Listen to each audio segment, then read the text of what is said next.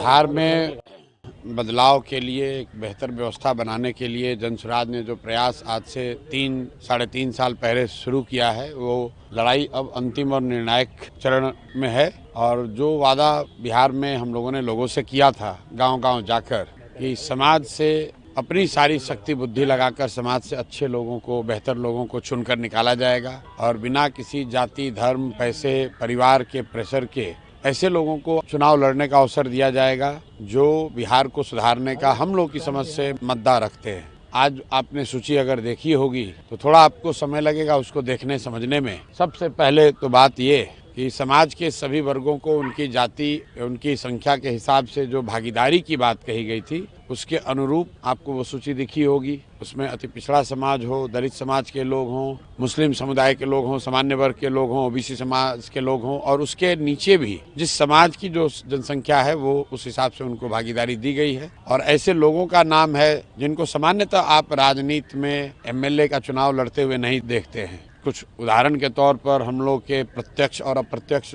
बिहार में हजारों बच्चों के गुरु केसी सिन्हा जी चुनाव लड़ रहे हैं कुम्हरार से।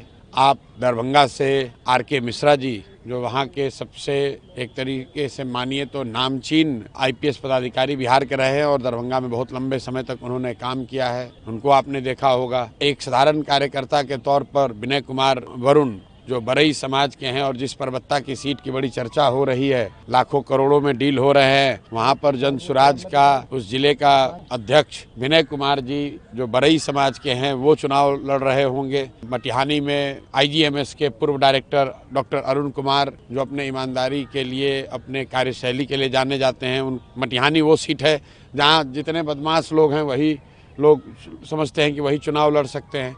तो अगर आप उस लिस्ट को ध्यान से देखेंगे तो आपको उसमें कलर और कैरेक्टर दोनों दिखेगा। उसमें उन लोगों का नाम दिखेगा जो जनसुराज के इस विचार को देखकर समझकर इस प्रयास में जुड़े हैं और उन्होंने पिछले 2-2.5 वर्षों में इस प्रयास को आगे बढ़ाने में कंधा लगाया है।